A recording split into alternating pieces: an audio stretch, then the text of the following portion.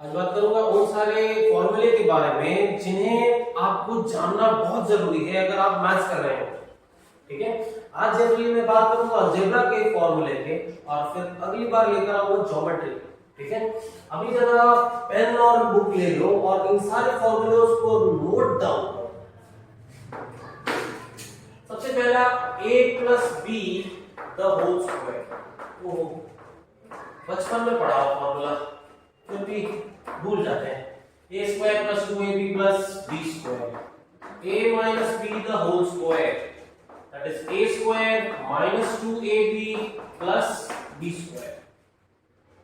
Number 3 a plus b plus c the whole square, ये हो जाएगा a square plus b square plus c square plus 2ab plus 2bc plus 2ac। Number 4 a plus b the whole cube, that is a cube plus 3a square b plus 3ab square plus b cube. Number 5 a minus b the whole cube, a cube minus 3a square b plus 3ab square minus b cube. यहां ध्यान देना, minus है plus है फिर minus. ठीक है, number 6 a cube plus b cube, that is equal to आपको मिलेगा a plus b the whole cube minus 3ab into a plus b। Number 7 a cube minus b cube is equal to a minus b plus 3ab a minus b। जरा ध्यान दे लो, एकदम उल्टा ही है, यहाँ minus plus sorry plus minus plus और यहाँ minus plus minus है। ठीक है, एग्जैक्ट उल्टा है, याद रखने में बहुत आसान है। अब इतने फॉर्मूले हम लोगों ने सीखे थे, ये एक और देखो लिख लो, ये बहुत अच्छा formula a square minus b square, ये बहुत इंपॉर्टेंट, बहुत ज्यादा इंपॉर्टेंट फॉर्मूला, बहुत जगहों पे यूज होना है।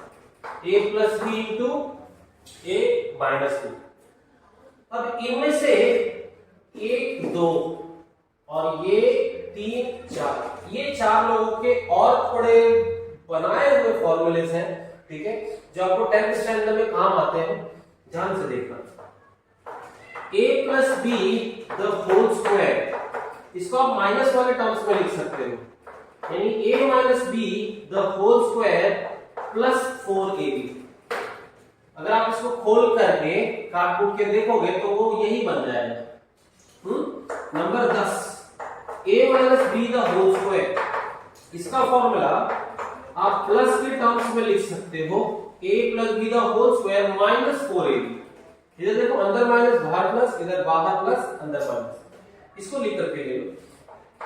11th अब a cube plus b cube, a cube plus b cube के लिए आपके पास ये फॉर्मूला है a plus b into a square minus ab plus b square. 12 यही वाला इसके अंदर का a cube minus b cube is equal to, इसमें आ जाएगा a माइनस b और a square plus ab plus b square. देखो यहाँ पर दोनों, इसमें भी एक ही माइनस है वो यहाँ है, इसके अंदर भी एक ही माइनस है वो यहाँ है। इसको ध्यान से लिख करके बढ़ा देता हूँ। 30 a square plus b square, इसके लिए a plus b the whole square minus 2ab। इसको खोल करके देखो, 2ab कट जाएगा, इसके अंदर जो आएगा और यही बचेगा। Number 4 x plus a into x plus b। देखो फर्स्ट टर्म सेम होना चाहिए, दूसरा वाला अलग रहेगा चलेगा। इसका देखो, ये वाले का स्क्वायर पहले वाले का स्क्वायर प्लस यहाँ पर क्या होगा, यहाँ पर यही जो सेकंड वाले हैं ऐड होते हैं और मल्टीप्लाई हो जाता है जो फर्स्ट वाला टर्म, और यही जो ऐड हुए थे यहाँ पर मल्टीप्लाई हो जाएंगे, x square plus a plus b x plus a। ठीक है, तो इतने फॉर्मूले आपको याद होने की करते हैं। इंडाइसिस चैप्टर, इंडाइसिस में आप लोगों ने कुछ फॉर्मूले पढ़े थे, जो बहुत बहुत बहुत बहुत ज्यादा इंपॉर्टेंट है। a raise to m multiply by a raise to n is equal to a raise to m plus n, यानी नीचे के दो ये जो बेसिस है वो सेम होने ही चाहिए, तभी आप पावर को ऐड कर पाओगे। देखो एग्जांपल लेकर के बताता हूं, 2 raise to 3 multiply by 2 raise to 5, 2 2 same है इसलिए पावर्स जो है ऐड होंगे, 3 प्लस 5 तो ये हो जाएगा 2 raise to 3। Number 2 a raise to m divided by a raise to n, इसमें जब डिवाइड हो रहा है तो पावर माइनस में आता है, पावर माइनस होगा दोनों का, m माइनस n। एग्जांपल अगर आप 2 raise to 4 divided by 2 raise to 3 आप क्या करते हो, माइनस कर देते हो, आपका आ जाएगा 2 raise to 1। Number 3 a raise to m the whole raise to n, यानी पावर उसके ऊपर और एक पावर, तो पावर्स मल्टीप्लाई हो जाते हैं। ठीक है, एग्जांपल देखो, जैसे अगर आया 5 raise to 3 the whole raise to 2, तो ये पावर इस पावर के साथ मल्टीप्लाई हो जाएगा, हो जाएगा 5 रेज टू 6। नंबर 4 अगर दो अलग नंबर्स हैं मल्टीप्लाई हो रहे हैं और उनको एक कॉमन पावर मिला हुआ है, तो आप उन दोनों को अलग अलग से पावर भी दे सकते हैं, a raise to m multiply by b raise to. तो एग्जांपल के तौर पे अगर देखा जाए 2 मल्टीप्लाई बाय 3 रेज टू 4 अगर है तो इसको लिख सकते हो 2 raise to 4 multiply by 3 raise to 4। Number 5 अगर a डिवाइडेड बाय b है होल रेज टू m, तो डिवीजन में भी सेम चीज फॉलो होगा, a raise to m divided by b raise to m। Example same चीज ले लेता हूं, 2 raise to 2 divided by 3 the whole raise to 6 अगर है तो ये हो जाएगा 2 raise to 6 divided by 3 raise to 6, दोनों को अलग अलग मिल जाएगा।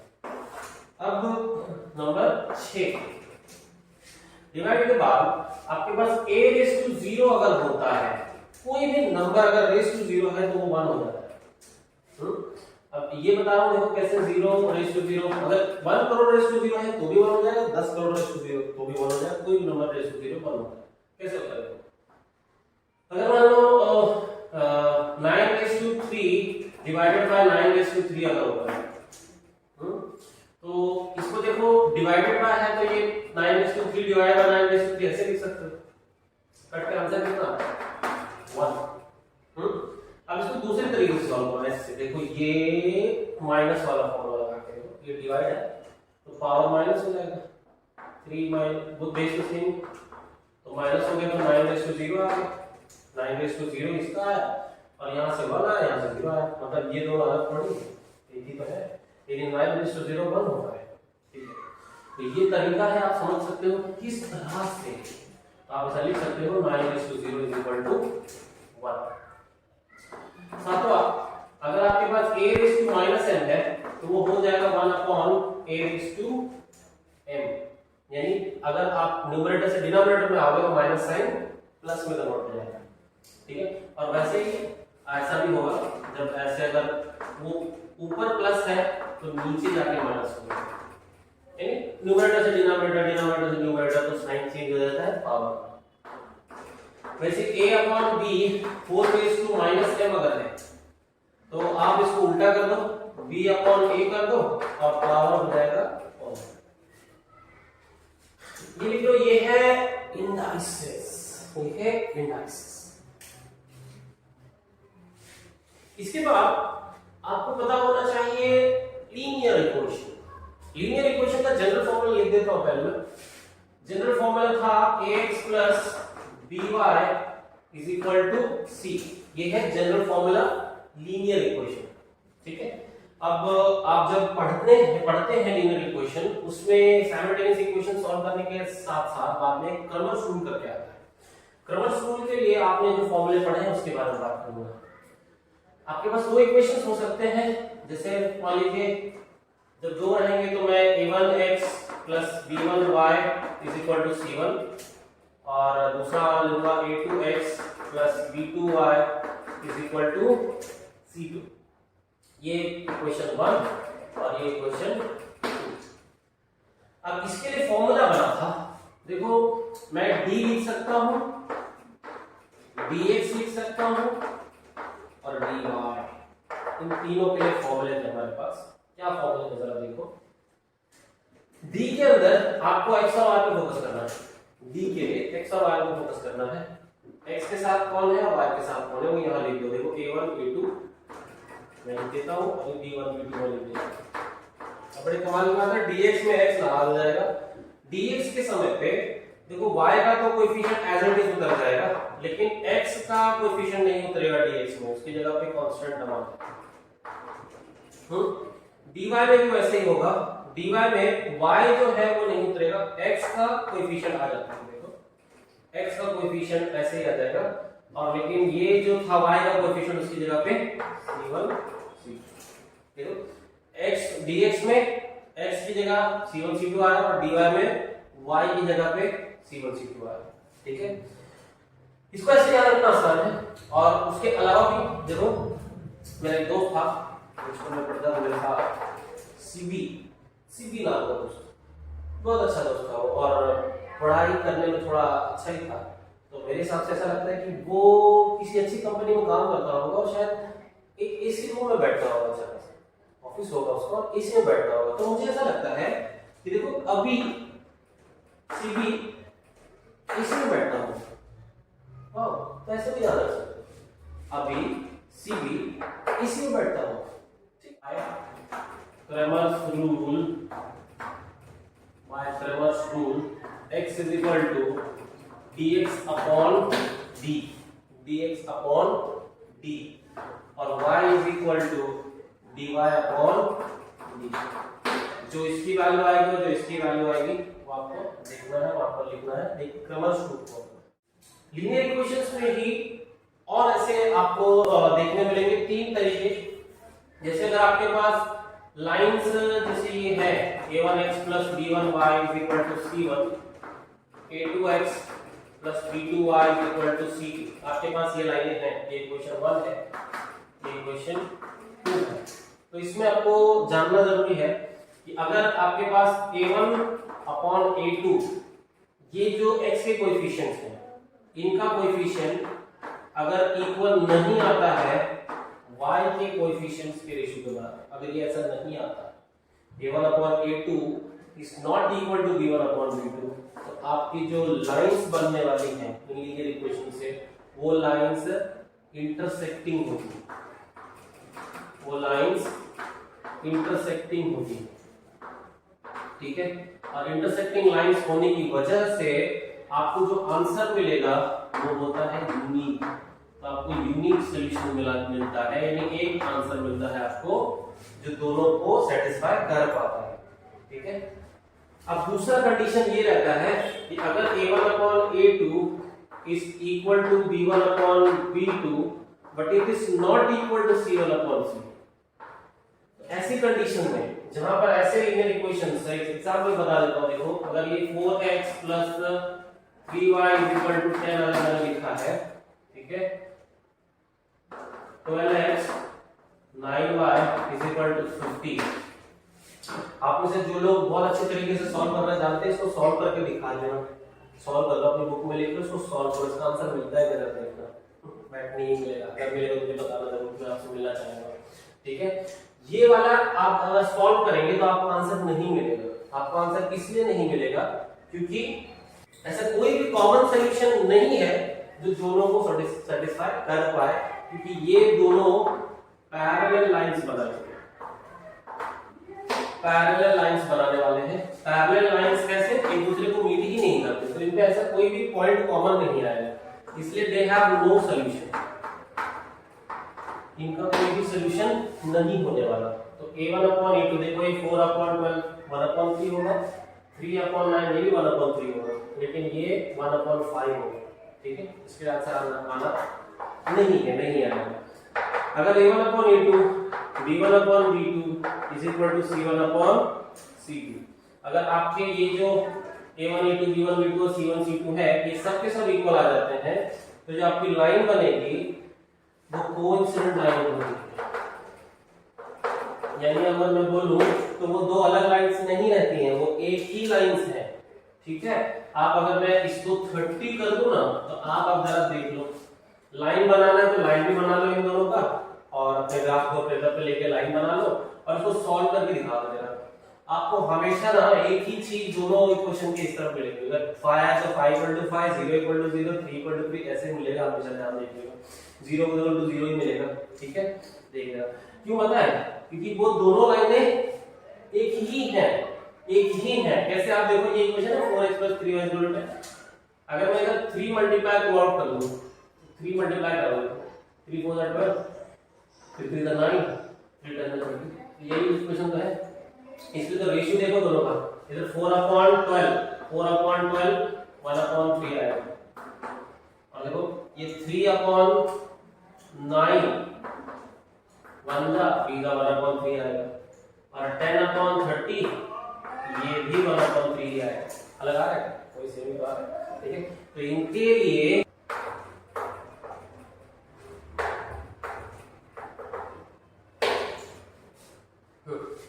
अब ये हो गए लीनियर इक्वेशंस के लिए। अब बात करते हैं क्वाड्रेटिक इक्वेशन। क्वाड्रेटिक इक्वेशन का जनरल फॉर्मूला देखो, ax² + bx + c = 0। ठीक है, ये है general formula quadratic equation. Quadratic equation के अंदर आपको देखने मिलेगा कि root of a quadratic equation निकालने का एक फैक्टराइजेशन का तरीका होता है फैक्टराइजेशन के लिए, और एक दूसरा होता है फॉर्मूला मेथड। फॉर्मूला मेथड के हिसाब से, फॉर्मूला मेथड के हिसाब से अगर आपको वेरिएबल की वैल्यू चाहिए तो आपको सिर्फ लेना है, एक जो कोएफिशिएंट्स होते हैं -b ± √b² - 4ac/2a। आप इस फॉर्मूले से करिए, आपको आना ही आना है। ठीक है, अब उसके बाद आपने ये भी देखा होगा कि जो आंसर्स मिलते हैं ना, दो आंसर मिलते हैं x के हमेशा दो आंसर आते हैं। आप जब एक बार प्लस करते हैं, एक बार माइनस करते हैं, तो एक को कहा जाता है अल्फा, एक को कहा जाता है beta. They are the roots, इनके रूट्स माना जाता है। जो भी दो आंसर आते हैं, एक को अल्फा बोलते हैं, एक को बीटा बोलते हैं। तो इसमें भी एक फॉर्मूला बन जाता है कि alpha + beta is always equal to -b/a, alpha + beta. ठीक है, यानी जो दो रूट्स होते हैं उनको अगर आप ऐड करेंगे तो देखो ये b और ये a है, तो -b/a के बराबर आएंगे, और alpha * beta is always equal to c/a। ठीक है, ये रहा c और ये रहा a। ठीक है, एग्जांपल्स लेकर के इसको जो मैं फॉर्मूला बता रहा हूं उसको करके देखिएगा, आपको राइट आएगा हमेशा। ठीक है, एक होता है required quadratic equation, required quadratic equation. Required quadratic equation में कुछ इस तरीके का होता है कि आपको आपके पास अल्फा और बीटा यानी दो रूट्स होते हैं, उन दोनों रूट्स के मौजूदगी में आप लीनियर इक्वेशन निकाल पाते हैं। मतलब अगर मैंने आपको रूट्स दे दिए कि 2 और 3 रूट्स हैं किसी लीनियर इक्वेशन के, वो कौन सा लीनियर इक्वेशन, तो आपको निकाल पाते हो। वो फॉर्मूला देखो, x² - alpha + beta x + alpha * beta = 0। ठीक है, ये कैसे होगा, देखो ये अगर मैंने मान लिया कि ये अल्फा है और मान लिया कि ये बीटा है, तो आप देखो मैं कैसे बताता हूँ कि कौन सी लीनियर इक्वेशन में है। x² - अल्फा + बीटा ना, तो ये 2 + 3 कर दो, और अल्फा * बीटा ये 2 * 3 कर दो, तो आपको मिल जाएगा x² - 5x प्लस, इस वाले लीनियर इक्वेशन को अगर आप सॉल्व करोगे तो आपको ये दो आंसर 2 और चेक करो। ठीक, तो ये है रिक्वायर्ड क्वाड्रेटिक इक्वेशन का फॉर्मूला, ये है क्वाड्रेटिक इक्वेशन। अब आते हैं अरिथमेटिक प्रोग्रेशन।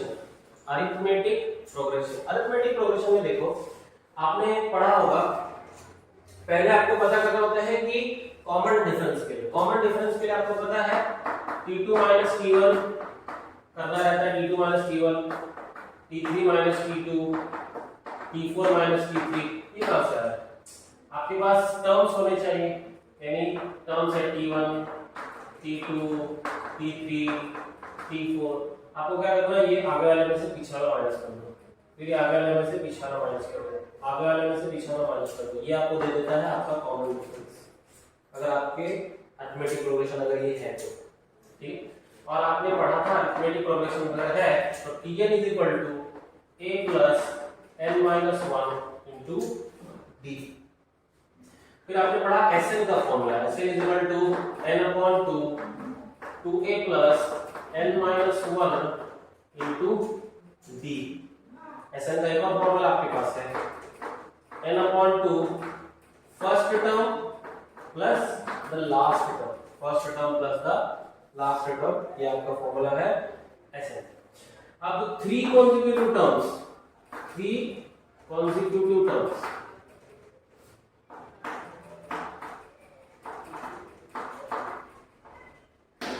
इसके लिए आपके पास है, आप बीच में लिखो a, यहाँ एक a माइनस डी आ जाएगा और एक आ जाएगा a प्लस डी।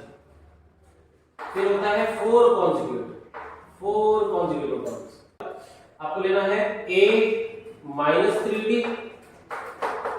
फिर लेना है a माइनस टी, फिर लेना है a प्लस डी और फिर लेना है a प्लस डी। ये आपका है 4 consecutive terms।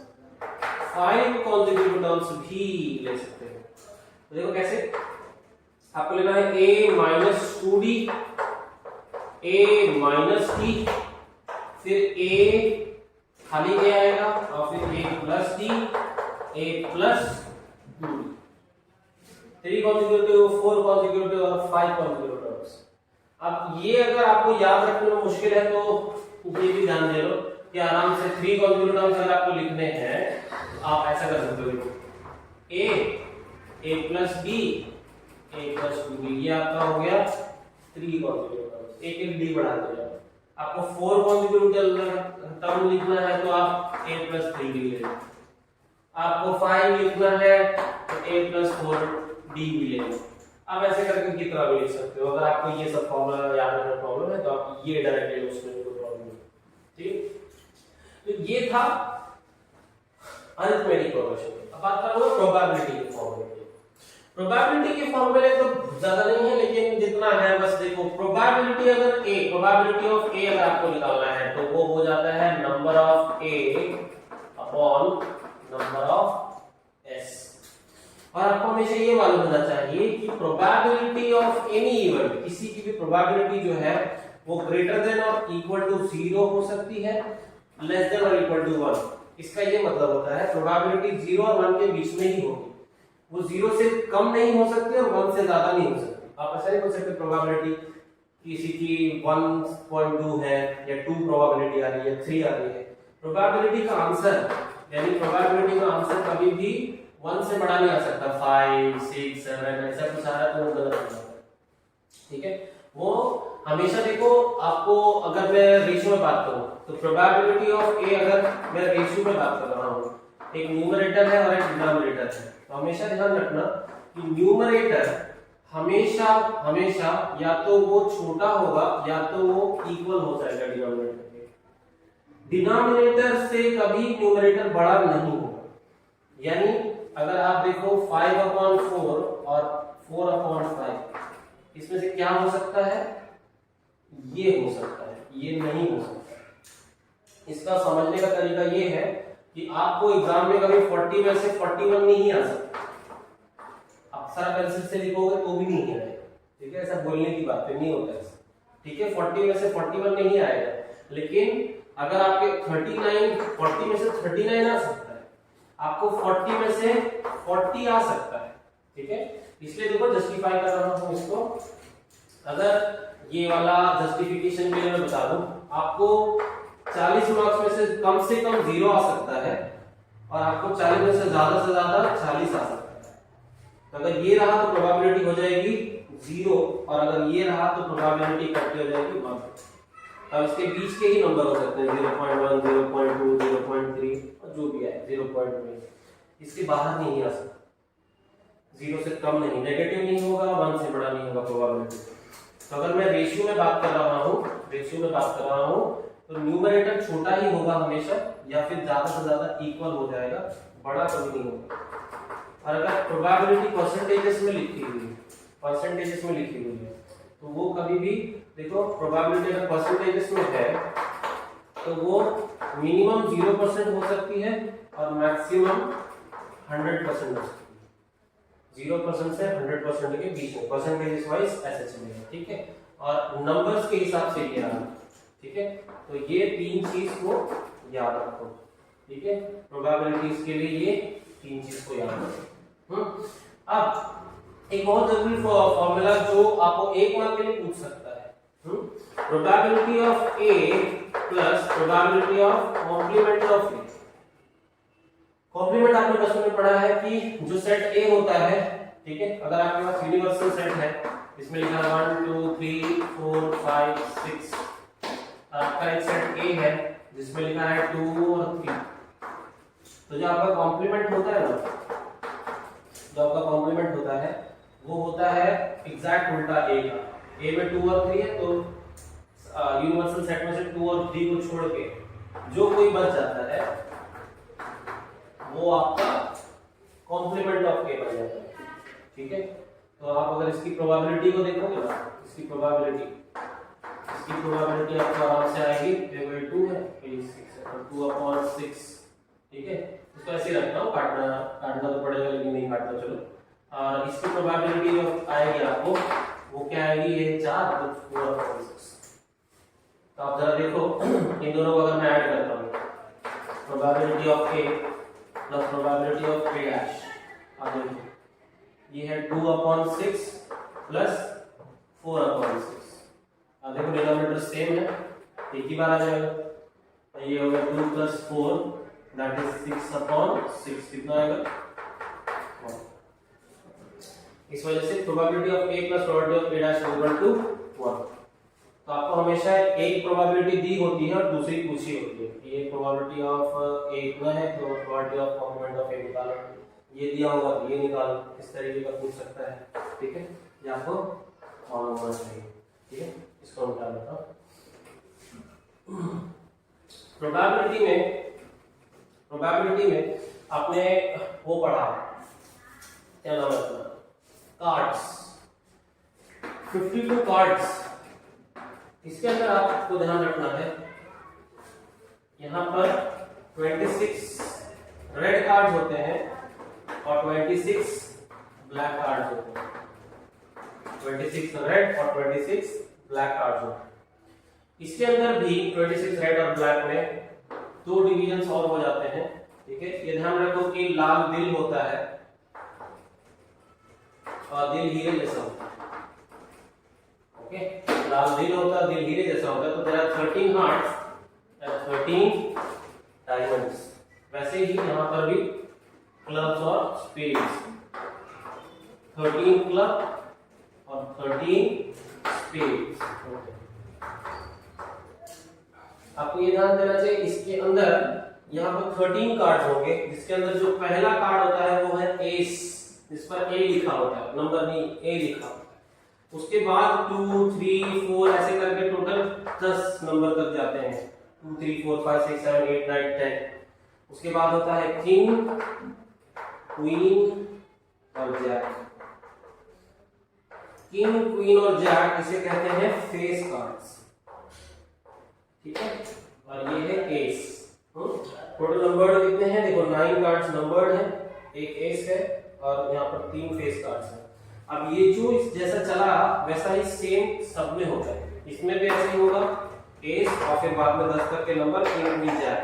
इसमें भी वैसा ही होगा एस इंक्लूडिंग 10 तक का नंबर्स, फिर किंग क्वीन जैक, और यहाँ पर भी सेम ही चीज चलेगी, ठीक है।